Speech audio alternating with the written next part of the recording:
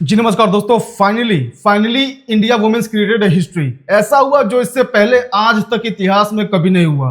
वैसे तो वुमेन्स की वर्ल्ड कप 1973 या 1975 से चल रही है, पर हम लोग की आंखें टकटकी लगाए बैठी थी कि वो दिन कब आएगा जब हमारी महिला की टीम वर्ल्ड कप को लिफ्ट करेगी, वर्ल्ड कप को उठाएगी, अपने हाथ में अपने सीने से लगाएगी। इससे पहले दो बार हम लोग फाइनल में गए थे। एक बार गए थे आपका 2005 में, ऑस्ट्रेलिया थी सामने, वहां पे हम लोग हार गए थे, वहां पे हमारा दिल टूटा था। खैर उस समय ज्यादा मैं बड़ा नहीं था, बच्चा ही था, तो उसकी तो बात मैं अभी फिलहाल रहने देता हूं। पर रिसेंट में एक बार 2017 में हम लोग वर्ल्ड कप के फाइनल में गए थे, सामने थी इंग्लैंड वुमेन्स, और हम लोग इंग्लैंड वुमेन्स से 9 रन से हार गए थे। वो मुकाबला, वो मैच हार गए थे, बहुत ज्यादा दिल टूटा था।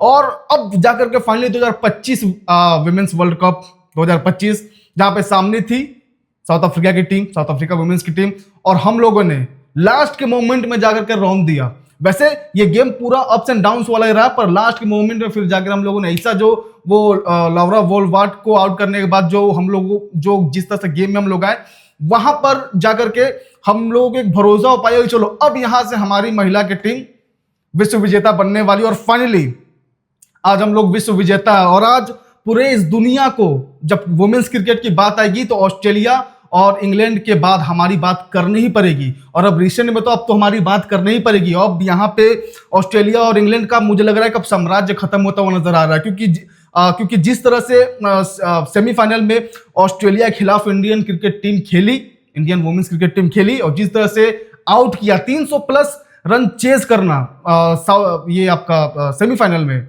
जो इंडिया वुमेन्स ने करके दिखाया, जिसमें जमीमा रोजर्स की काफी ज्यादा उसमें अहम योग्यता रही उस गेम में। तब जाकर के हम लोगों ने हराया आपका ऑस्ट्रेलिया वुमेन्स को। और जब ऑस्ट्रेलिया वुमेन जब बाहर गई थी, उस समय दुनिया का, पूरी दुनिया को ये यकीन हो चुका था कि भाई अब यहां से इंडिया लिफ्ट कर सकती है। पर वहीं पे साउथ अफ्रीका की ये अब तक की सबसे बेस्ट टीम साउथ अफ्रीका की थी। अगर साउथ अफ्रीका इस मैच में बस थोड़ा सा पेशेंस, थोड़ा सा बस वो एक रन रेट को मेंटेन करके चेस के दरमियान में चलती, तो ये मैच साउथ अफ्रीका निकाल सकती थी। पर हमारी छोरियां क्या छोरों से कम है? बिल्कुल भी नहीं। तो बहुत ही शानदार, बहुत ही जबरदस्त मैच रहा। एक जिस तरह से एक फाइनल होता है ना, कि फाइनल में एक फाइनल वाला मैच फाइनल की तरह होता है, जब मतलब बार बार गोटे मुंह में आते हैं, मतलब आ रहे थे भाई, बार बार आ रहे थे, मुंह में आ रहा था, निकाल रहे थे कि चलो भैया अब यहाँ से तो मैच आसान हो गया, यहाँ से अब हम लोग जीत जाएंगे। पर वहीं पे फिर से गोटे मुंह में, भाई अब यहाँ से क्या करेंगे यार, यहाँ से साउथ अफ्रीका ये आपका लौरा वोल्वाट तो ये आउट ही नहीं हो रही है भाई। ये क्या, ये बात यहाँ पे ये है कि साउथ अफ्रीका बार बार गेम बना रही थी, पर उस गेम बनाने के क्रम में वो कंसिस्टेंट नहीं रह पा रही थी।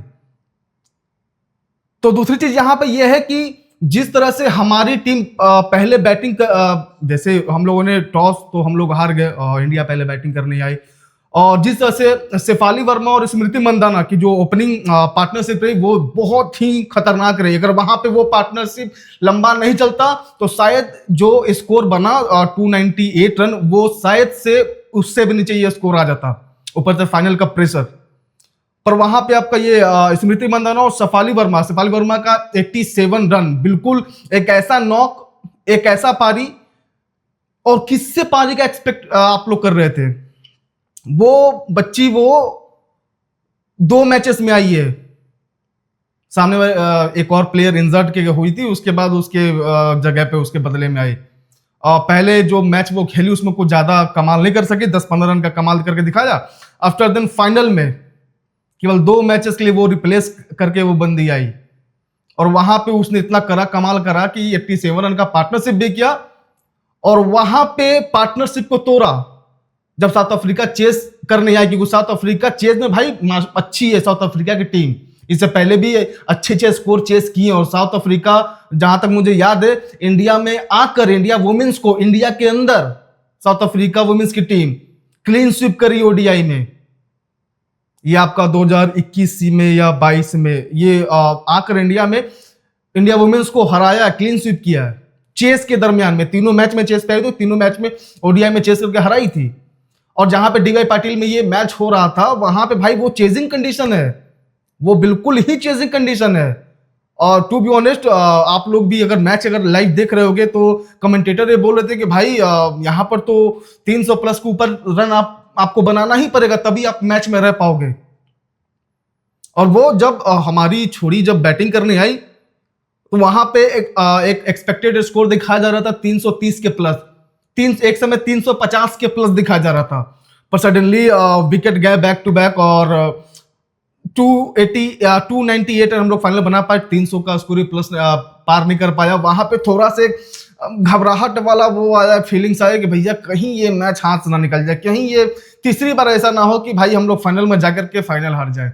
पर वहां पे अपनी बॉलिंग डिपार्टमेंट, जब एक और बात अब आ जाते हैं, अब जब हम लोग डिफेंड कराने जब हम लोग डिफेंड कराने वहां पे एक विकेट चली गई, एक रन आउट हो गई थी। 2 विकेट गिरने के बाद तो भाई विकेट ही नहीं जा रही थी, काफी एक लंबा टाइम निकल गया, लंबा अवधि निकल गया जहां विकेट ही नहीं निकल रही है। उसके बाद अपनी कौर साहब, अपनी कप्तान साहब बॉल आती है फाइनली शेफाली वर्मा को, जो कि एक पार्ट टाइम बॉलर है, मैचेस में बॉलिंग नहीं करती। हाँ, जो अपने घर के अंदर जो घरेलू मैचेस खेलती हैं और डोमेस्टिक मैचेस जो खेलती है उसमें कभी कदाल ओवर थोड़ा सा कुछ बचाना है या जो भी सामने एक अच्छे बॉलर का ओवर बचाना है तो इसको पार्ट टाइम के रूप में 1-2 ओवर निकलवा देते थे। ऐसी कुछ टीम थी, ऐसी कुछ वो प्लेयर थी। और इधर 2 मैचेस पहले जब वो आई ये इसके तौर पे क्या बोलते हैं, रिप्लेसमेंट के तौर पे, आगे थोड़ा बहुत बॉलिंग का प्रैक्टिस भी कर ली थी वो। ये यहाँ पे एक मास्टर स्ट्रोक खेला गया कप्तान की तरफ से, और वहां पे जब बॉल उसके हाथ में आई फिर तो भाई वो 2 ओवर करने आई, 2 ओवर में 2 विकेट।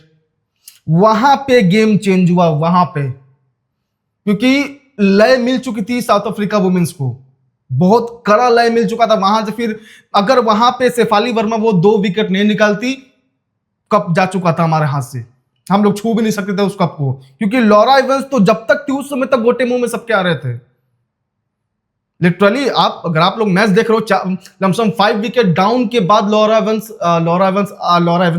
वोल्वाट आउट हुई, और जब तक वो पिच पर थी मैच नहीं बन पाता इंडिया वुमेन्स का। उसको आउट करना बहुत ज्यादा जरूरी था, और वो उसका शतक आया फाइनल में।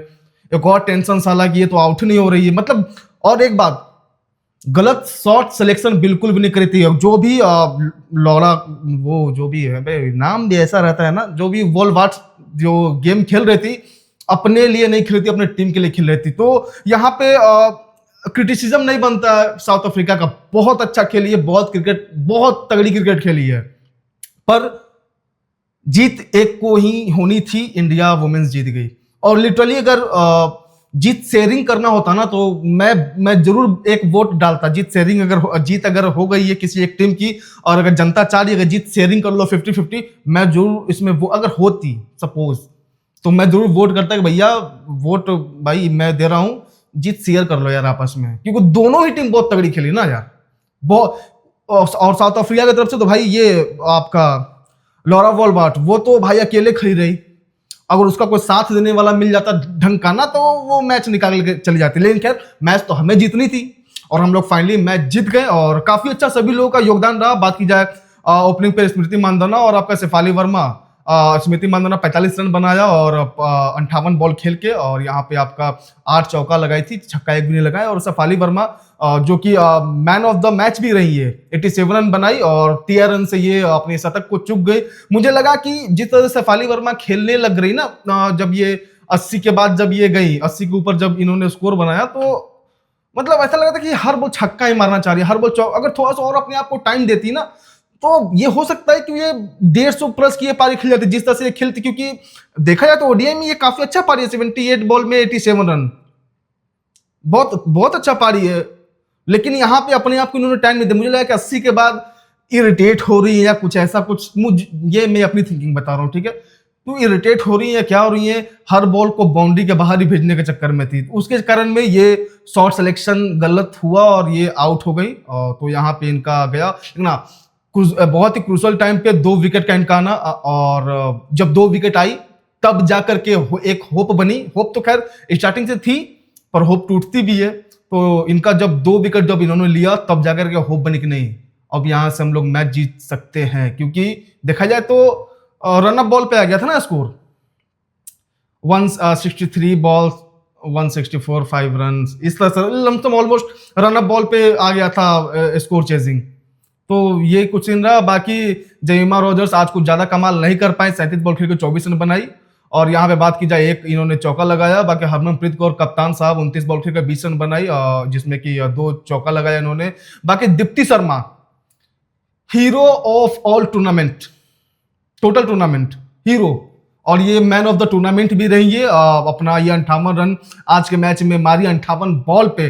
पर उससे ज्यादा क्रूशल चीज क्या रहा कि वो अपने बॉलिंग में 5 विकेट भी निकाल के लेकर गई भाई साहब, 5 विकेट भी निकाल के लेकर गई। मैं लिटरली बता रहा हूं, अगर यहाँ पे दीप्ति शर्मा, देखो 2 ही, मैंने क्या बोला, बोला या नहीं बोला, अच्छा, इस फाइनल के 2 हीरो हैं, ठीक है, एक आपका दीप्ति शर्मा और आपका शेफाली वर्मा। अगर इन दोनों का अगर गेम ना आज हुआ होता, नहीं चलता, तो भाई ये भी वर्ल्ड कप भूल जाते हैं आप लोग, हम सब भूल जाते और चुपचाप तकिए के नीचे रोकर सर पटक के हम लोग मर जाते। ये भी वर्ल्ड कप अपने हाथ नहीं लगना था, ठीक है। बाकी कमलजोत कौर, ये इनका जो अच्छा रहा, 12 रन का इन्होंने दिया, योगदान दिया। और ऋचा घोष आकर विकेट कीपर लास्ट में, ये बहुत तगड़ा खेल गई, 24 बॉल में 34 रन, इनका भी योगदान काफी अच्छा रहा। पर इस मैच के 2 ही हीरो, एक हीरो आपका शेफाली वर्मा और यहाँ पे दीप्ति शर्मा। बाकी अगर बात की जाए मेरे भाई, अगर साउथ अफ्रीका की तरफ से, तो यहाँ पे लॉरा वॉलबार्ट ही अकेले खेलती रह गई, और वो रहती तो मैच बन जाता साउथ अफ्रीका के लिए, पर नहीं रही, जो कि हमारे लिए काफी अच्छा रहा। तो 98 बॉल खेलकर 101 रन बनाए, 11 चौका जिसमें लगा और 1 छक्का लगाया, तो गेम के अनुसार चल रही थी। मुझे ऐसा लग रहा था ना कि ये लोग गेम को अंत तक लेके जा रहे, क्योंकि फॉल ऑफ विकेट तो कंटिन्यू चल रहा था, रन लग रहा था आफ्टर देन। जब ये शेफाली वर्मा ने जब 2 विकेट लिया ना, तो उसके बाद fall of wicket continue, run लग रहा है, फॉल ऑफ विकेट भी हो रहा है।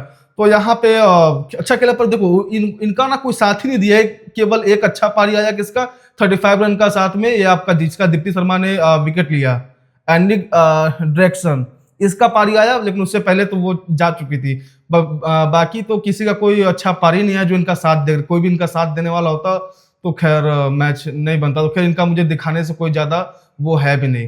तो खैर बात टोटल ये है कि फाइनली हमें हंसने की, अब हमारी हंसने की बारी, और अब हम सीना चौड़ा करके चलेंगे रोडों पर, और दुनिया भर में जब भी क्रिकेट की बात होगी, वुमेन्स क्रिकेट की स्पेशली बात होगी, तो इंडिया का नाम लेना पड़ेगा। क्योंकि अब तक तो यहाँ पे ऐसा लग रहा था ना कि ये होता ना बाप दादा रिवाज, अब खैर वो स्पोर्ट्स है, पर एक कहने को बाप दादा रिवाज, केवल या तो वर्ल्ड कप या तो इंग्लैंड वुमेन्स की होगी, या फिर वर्ल्ड कप होगी आपकी ऑस्ट्रेलिया वुमेन्स की, बाकी तो भाड़ में गए।